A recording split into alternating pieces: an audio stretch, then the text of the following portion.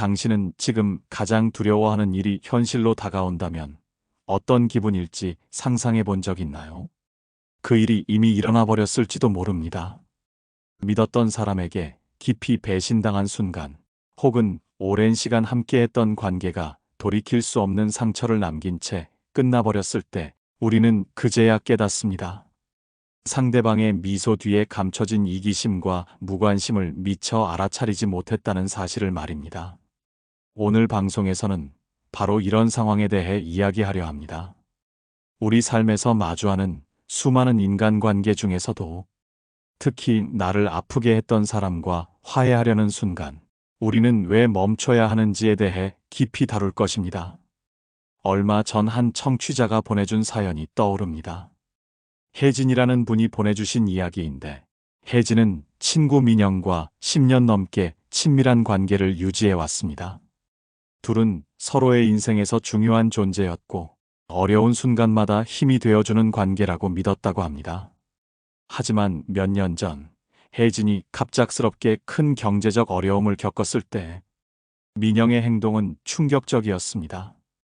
혜진이 도움을 요청했을 때 민영은 애매한 말로 회피하더니 결국 연락을 끊어버렸습니다.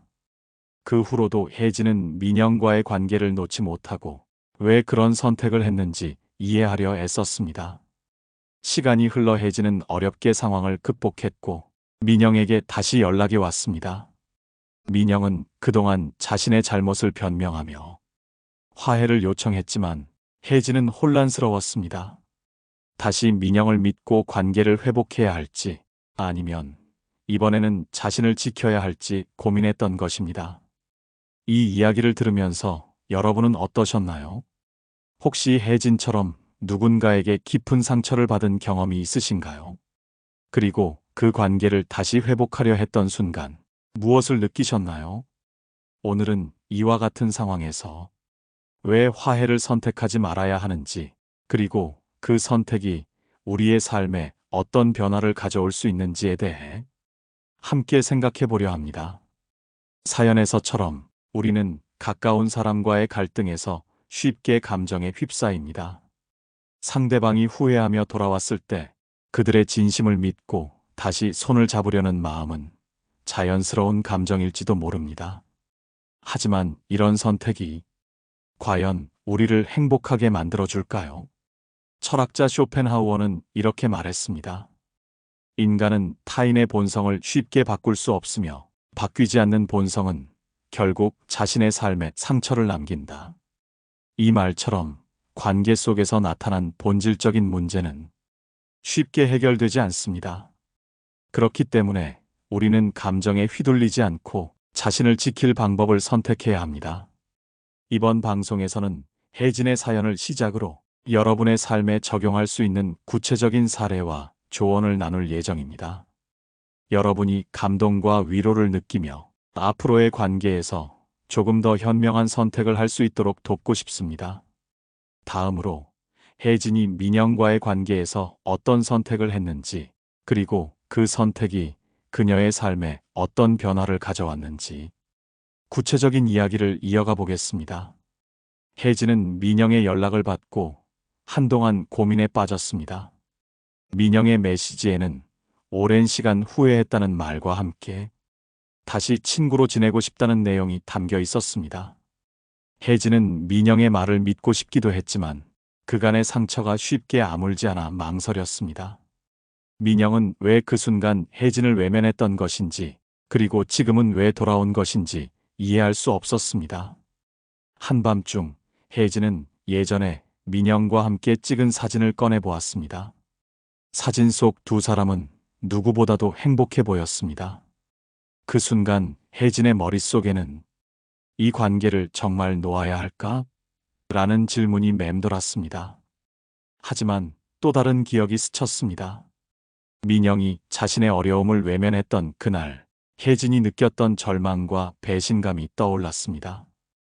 혜진은 자신을 위해 결단을 내려야 한다고 생각했습니다. 그리고 결정을 앞두고 친구 수진에게 털어놓았습니다. 수진은 한참 이야기를 듣더니 조심스럽게 조언을 건넸습니다. 혜진아, 관계에서 중요한 건 신뢰야. 신뢰가 한번 깨지면 다시 회복하는데 정말 많은 시간과 노력이 필요해. 근데 민영이 너한테 보여준 행동이 그런 신뢰를 다시 쌓을 수 있는지 스스로 잘 생각해봐. 혜진은 수진의 말을 듣고 자신의 감정을 조금 더 차분히 바라보기로 했습니다. 그리고 과거 민영이 보여줬던 행동들을 돌아보니 민영이 혜진의 필요를 채워주기보다 혜진의 도움만 받아왔다는 사실을 깨달았습니다. 민영은 종종 자신이 필요할 때만 연락을 했고 혜진의 고민이나 어려움에 대해서는 그다지 관심을 두지 않았던 것입니다. 이런 깨달음은 혜진에게 큰 충격으로 다가왔습니다. 그간의 관계를 유지하기 위해 민영의 부족함을 보지 않으려 애써왔던 자신이 어쩌면 더 큰 문제였다는 생각이 들었습니다. 혜진은 민영의 연락에 답하기 전에 자신의 마음속에 쌓인 감정을 정리할 시간이 필요하다고 느꼈습니다. 그날 저녁 혜진은 스스로에게 물었습니다. 내가 이 관계를 다시 시작하면 행복할까? 아니면 같은 상처를 반복하게 될까? 답은 명확하지 않았지만 혜진은 한 가지 확신을 가질 수 있었습니다. 그건 바로 관계를 다시 시작하기 전에 민영에게 확실한 변화와 진심 어린 행동이 필요하다는 것이었습니다. 다음 날 혜진은 민영에게 답장을 보냈습니다.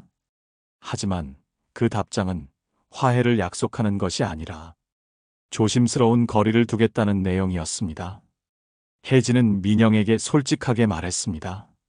내가 돌아온 이유는 알겠지만 지금 당장은 우리가 다시 친구로 돌아가기 어렵다고 느껴.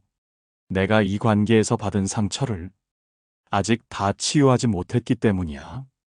혜진의 결정은 쉬운 선택이 아니었습니다. 오랜 우정을 놓는다는 것은 그 자체로도 큰 아픔이었기 때문입니다. 하지만 그녀는 자신을 위한 선택을 해야 한다고 믿었습니다. 이번에는 우리가 종종 겪게 되는 비슷한 상황들에 대해 이야기해 보겠습니다. 그리고 왜 이런 결정을 내리는 것이 때로는 더 현명한 선택인지 구체적으로 살펴보려 합니다. 우리 모두는 삶에서 다양한 관계를 맺으며 살아갑니다. 가족, 친구, 동료, 연인 등 각각의 관계는 우리의 삶에 깊은 영향을 미칩니다. 하지만 이런 관계가 항상 순탄하지는 않습니다.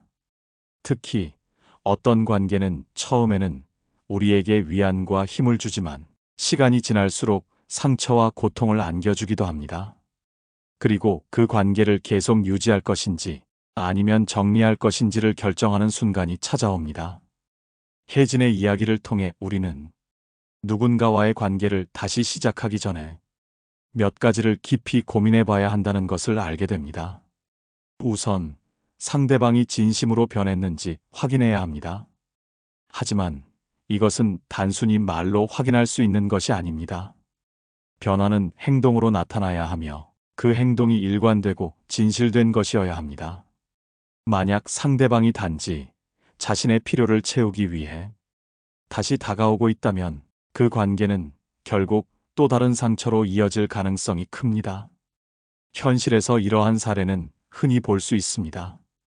예를 들어 오래된 친구에게 갑자기 연락이 왔을 때를 떠올려 보세요. 그 친구가 여러분에게 경제적 도움이나 어떤 이익을 바라는 상황에서 접근했다는 느낌이 들었다면 어떤 감정이 들었나요? 아마도 배신감과 허탈감이 섞인 복잡한 감정이 들었을 것입니다. 그렇다면 그 관계를 계속 유지하는 것이 정말로 자신에게 이익이 될까요? 이런 경우 자신의 감정과 필요를 돌아보는 것이 중요합니다. 또 다른 예로는 연인 관계를 들 수 있습니다.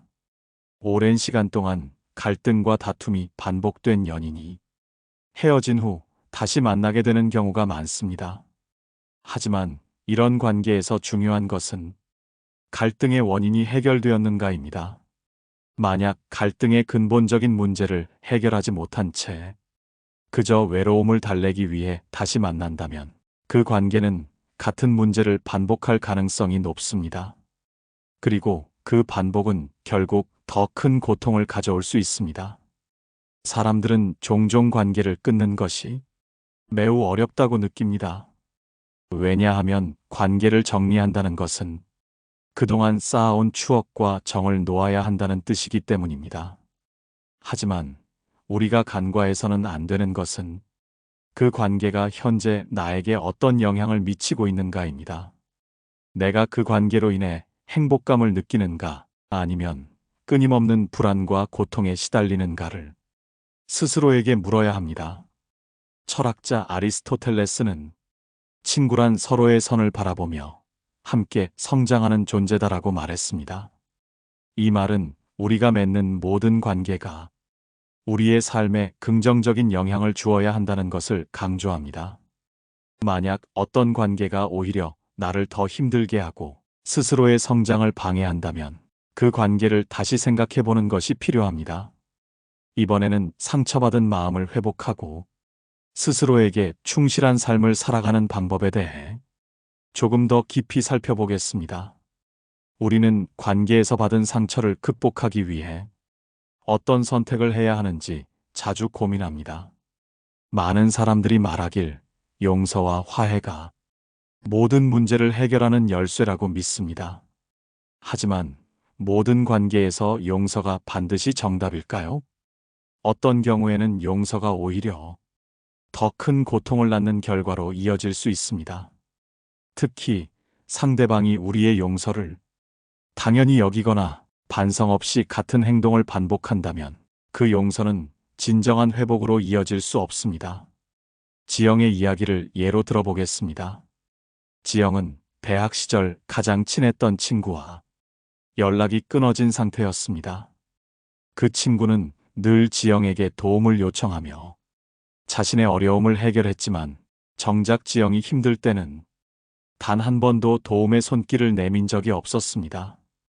결국 지영은 그 친구와 거리를 두기로 결정했죠.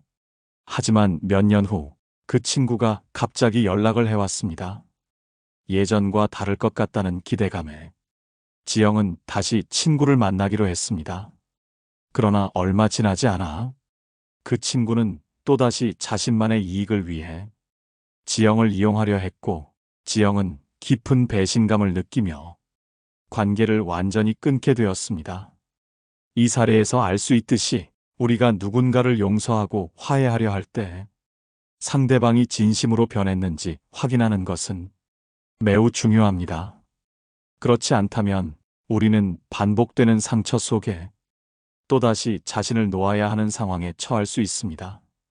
그래서 자신을 보호하는 차원에서 화해를 거부하는 것이 때로는 더 건강한 선택이 될 수 있습니다. 또한 화해를 시도하기 전에 스스로의 감정과 필요를 돌아보는 과정이 필요합니다. 내가 화해를 원하는 이유는 무엇인가? 상대방과의 관계를 다시 맺는 것이 나의 삶에 어떤 영향을 미칠 것인가? 이러한 질문에 솔직하게 답할 수 있어야 합니다. 만약 화해가 나에게 고통을 줄 가능성이 크다면 그 관계를 놓아주는 것이 옳을 수 있습니다. 철학자 칸트는 모든 인간은 타인을 도구로 대하지 않고 그 자체로 목적이어야 한다고 말했습니다. 하지만 어떤 관계에서는 상대방이 나를 도구로만 대하는 경우가 있습니다. 그런 상황에서 자신을 지키는 것은 도덕적 의무와 별개로 개인의 행복과 자존감을 위해 반드시 필요한 과정입니다.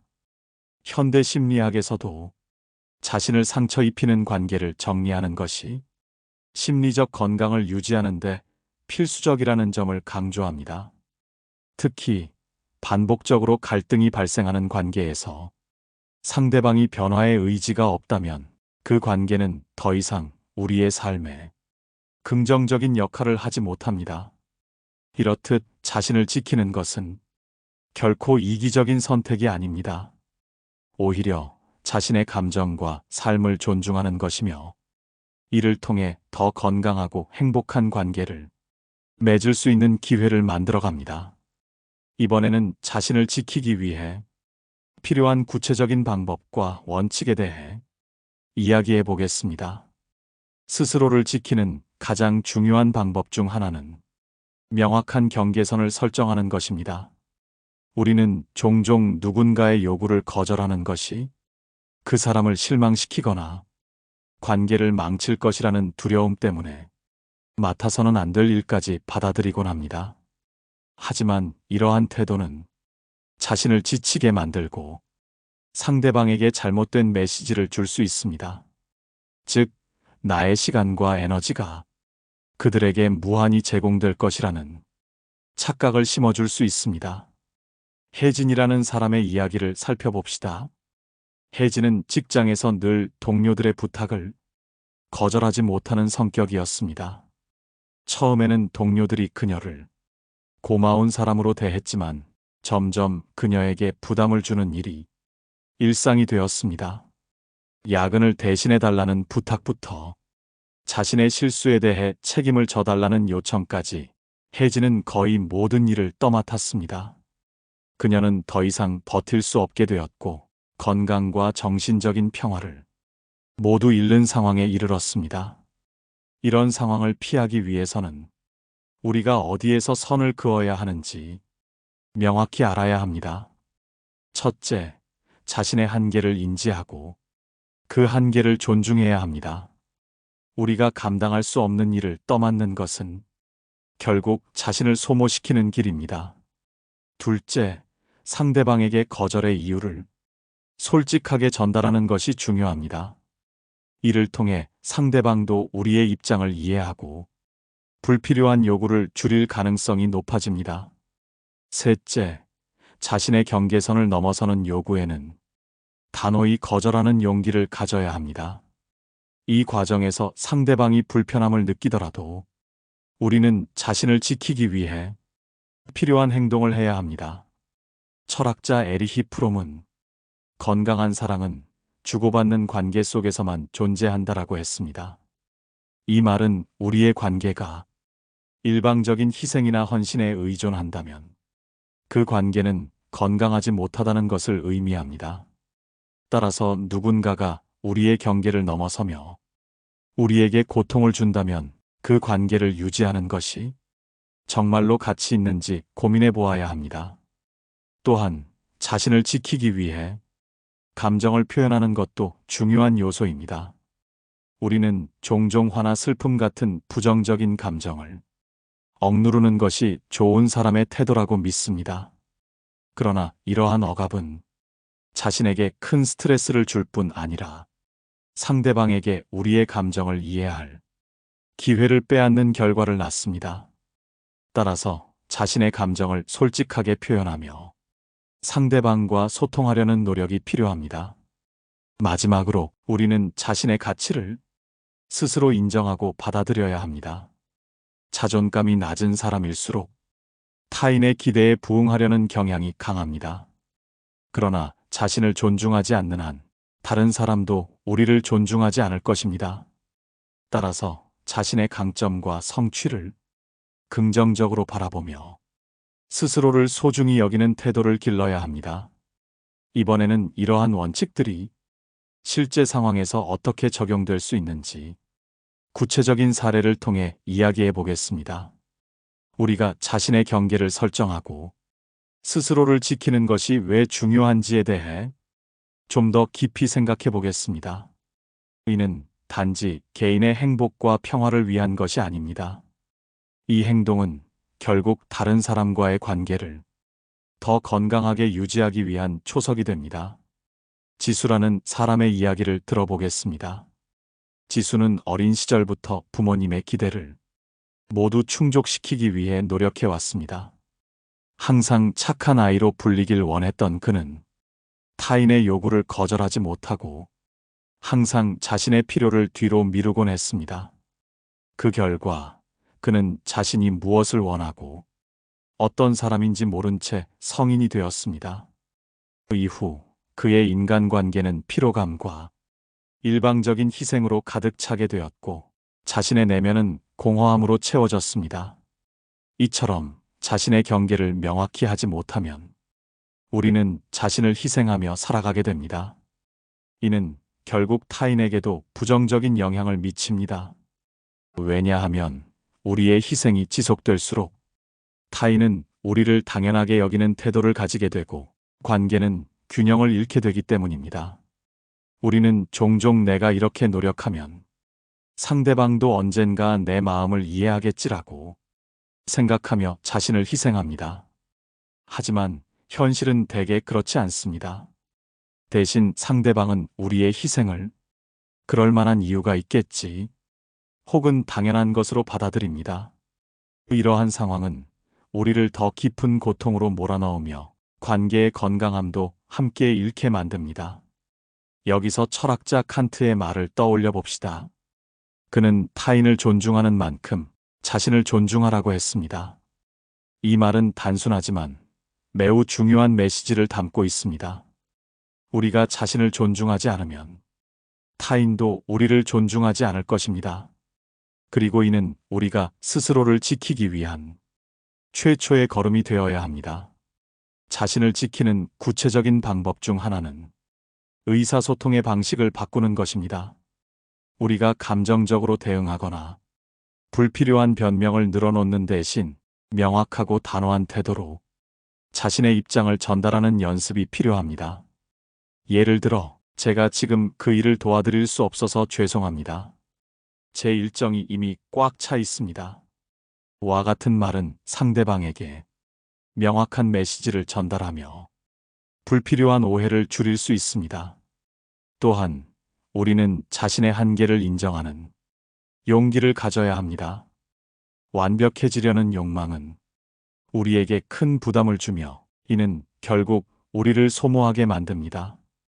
우리가 모든 일을 잘해야 한다는 강박을 내려놓고 자신의 부족함을 받아들이는 태도는 자신을 지키는 데 있어 중요한 요소로 작용합니다.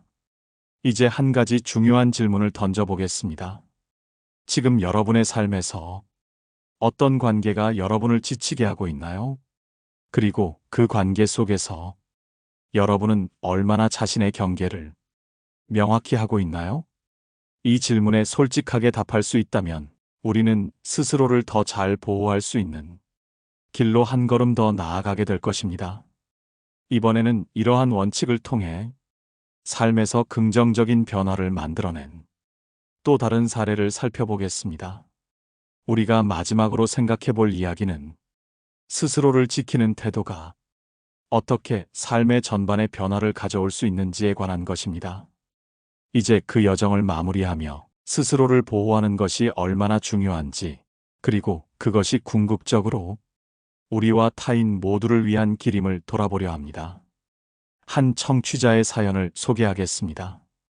이 청취자는 자신을 희생하며 오랜 시간 친구를 위해 모든 것을 내어주었습니다. 처음에는 그 관계가 친밀함과 우정으로 가득 찬 것처럼 보였지만 점점 그는 자신의 필요가 무시당하고 있음을 깨닫기 시작했습니다. 매번 도움을 요청하는 친구의 요구는 점점 과해졌고 감사의 표현은커녕 오히려 당연하다는 태도가 되었습니다. 결국 그는 큰 용기를 내어 관계를 정리하기로 결심했습니다. 그는 이렇게 말했습니다. 나는 이 관계에서 더 이상 내 자신을 잃고 싶지 않았습니다. 이제 나는 나 자신을 사랑하고 존중하는 법을 배우고 싶습니다.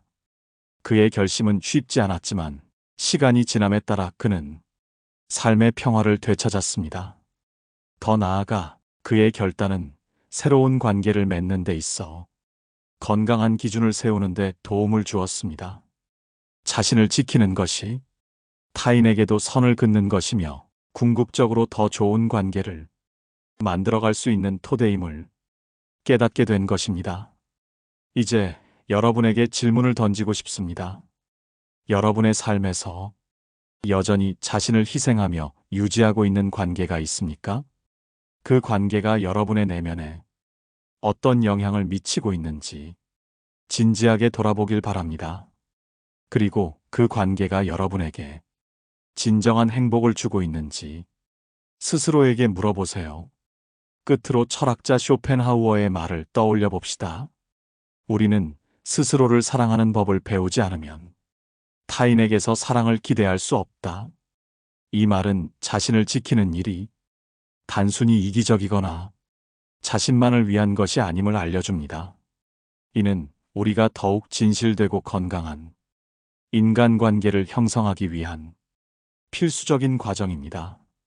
오늘의 이야기가 여러분의 마음에 작은 울림을 남겼기를 바랍니다. 청취자 여러분도 자신의 삶에서 건강한 경계를 세우고 자신을 지키는 용기를 가질 수 있기를 바랍니다. 그리고 이를 통해 더 나은 관계와 삶을 만들어가길 응원하겠습니다. 방송이 마음에 드셨다면 댓글로 여러분의 이야기를 나눠주세요. 또한 좋아요와 구독은 이러한 메시지를 더 많은 사람들에게 전달할 수 있는 큰 힘이 됩니다. 다음 방송에서는 감정적으로 힘든 상황에서 현명하게 대응하는 방법을 주제로 이야기 나눌 예정입니다. 여러분의 많은 관심과 참여 부탁드립니다. 감사합니다.